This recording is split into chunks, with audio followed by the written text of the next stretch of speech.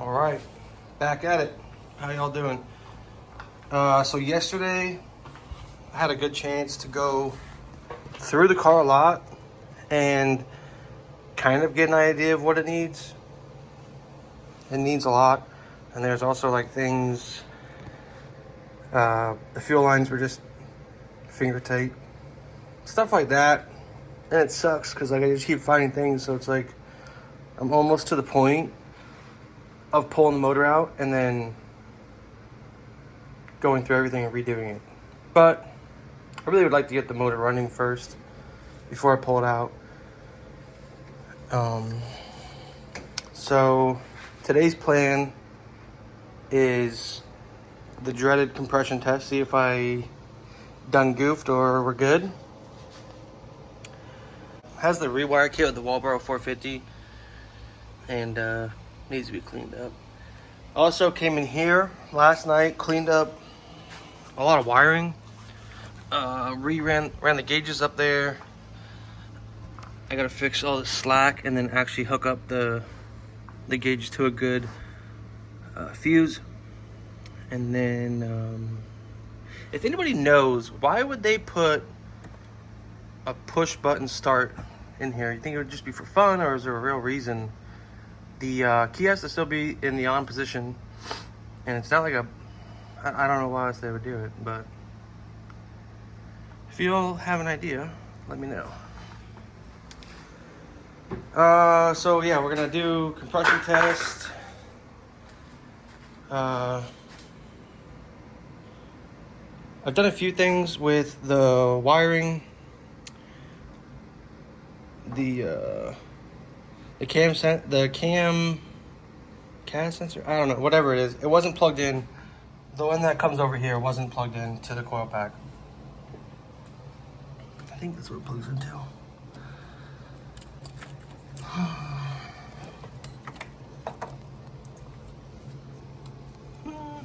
don't know if you can see it. Right there. I think that's the crank position sensor. Anyways, that wasn't plugged in. I've tried to start it. I'm getting a throttle position code, and I'm not sure what's going on, but I've changed a few things around. There was also a ground pulled out of the AEM 3.5 bar sensor. So let's go ahead and just try to crank it and see what it does. I got a new battery for this thing also. All right, 1 second. All right, so this is the new battery I got. Nice tie down back here. And I just take the ground off at night. Let's go ahead and check it out. Also, I'm having a problem with the ECM link. I was doing fine before, and now, for some weird reason, whenever I can connect to it with the key in the on position, I connect to it with the laptop, it's fine, reads everything. But then instantly, right when I crank it, cuts out communication, and then ECM link freezes. So I had to figure that out. These are like my worst, my least favorite, actually most dreadful projects is wiring. But let's see.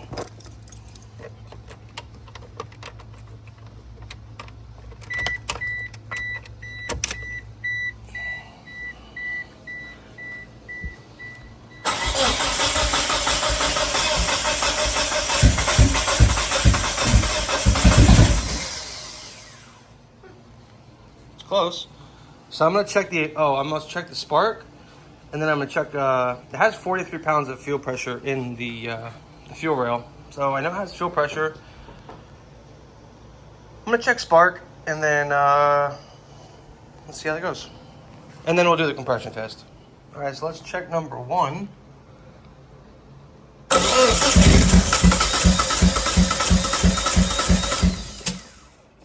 Okay, it's getting spark. Switch this over, check the rest, I'll let you know how it goes. All right, so cylinder number 2 seems to not have spark.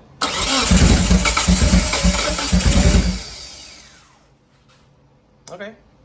So we'll have to check out 3 and 4. I'll get back with you. All right, number 3.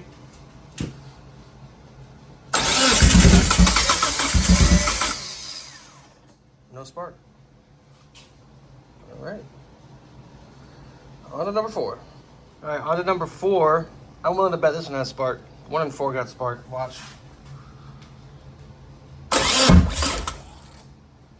What the fuck? All right. So it's got spark. So now we gotta figure out. And like, I'm using a headlamp because it's too dark in here. But it's super nice having the spark plugs run down there. It's also super inconvenient. It looks good. It's just really inconvenient. So I'm gonna have to figure out if there's something wrong with them. But I think, honestly, this would sound better than it was yesterday. And if I can figure out the spark problem, I think it'll start up. Yesterday it kind of sounded like the timing was off. But yeah. I'm gonna do some digging. I'll let you guys know what I find out. See you guys in a minute. Alright, so I looked it up. Could be a lot of things. The bad cam angle sensor will cause a pair to not fire, which is 2 and 3. So that could be it. Could be the wiring, could be coil pack, could be a lot of things. I gotta do a lot of testing. I'm gonna do the compression test first and then go from there. I'll do that, good compression, then I'll start diving into the wiring. Because if we have bad compression, which I don't think we do because it sounds pretty good, then I'm gonna,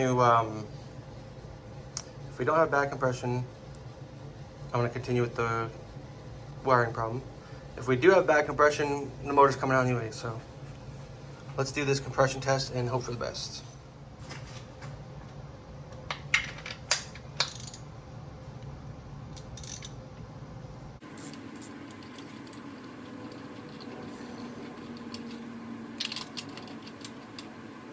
Spark plugs look brand new.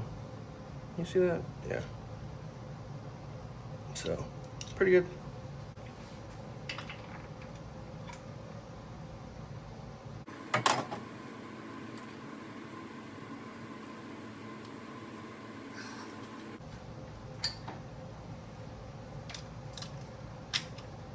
Okay. Let's move.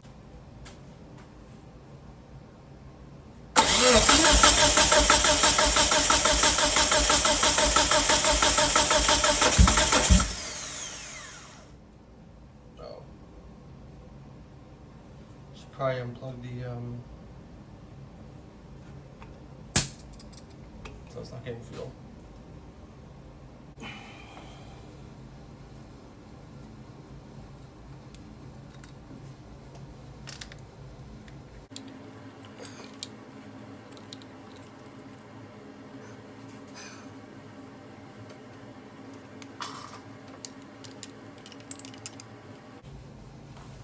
Crank it a couple times, get the fuel out of there if there is any.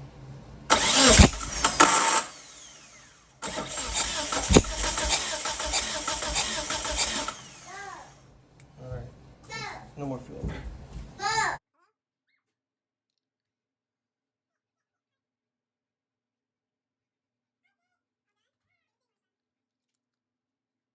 Go, one more time. See if this works for real this time.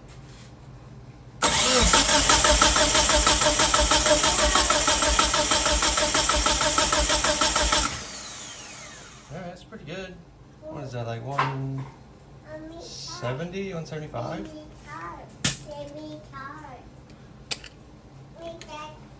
Let's do number 2. What? It needs tire. Oh, it needs a tire? Yeah. You gonna put a tire? Were you crying? No. Your eyes look watery. I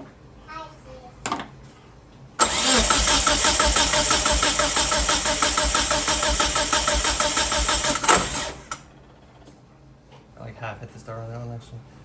But yeah, 175, 180 almost. 175, 170.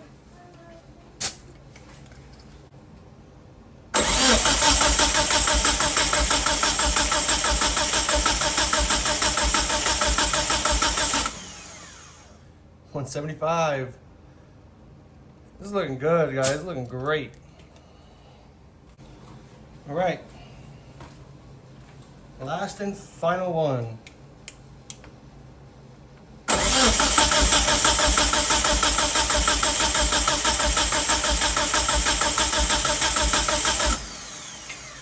Oh, that's a relief. That's a relief. So now we're just gonna find out why we got no spark. But for now, put this back together up here that I took apart. Go through some wiring. And that's probably just be it for this video. Keep it short. My wife wants to go to the park. So maybe next time you guys come back, it'll be running. We'll see. Compression test went great. And we found out why it's not running because it has no spark. But other than that, guys, I appreciate you guys checking out. We got a lot more content to come. I might eventually still take the motor out and like, let me take out the stand. Get rid of all these lines they just cut out. And then I'm really tempted to buy a full wire tucked wiring harness from, what is it? Ohms Racing? Something. I don't know, it's like $1,500 for all the options I wanted. But I have to go through and make sure like I could pre-plan and add the sensors that I know I have. I still have to go through everything, kind of. I have a good idea of what we have now, but like on one hand I want to just buy it and be done, and on the other hand I want to build my own. But I think it'd probably be better money spent if I just buy one that's pre-made. Because so when I went through this car first, there's a lot of plugs that are open, but it's because they have no EGR, no AC, no all that stuff has like little plugs and sensors that just aren't used anymore. So they're just hanging around everywhere, and it was confusing me at first because it's been a while since I've been on here and messing with these cars. But yeah, compression test good, and I'll see you guys in the next one. I appreciate you coming back and checking out the videos. Peace.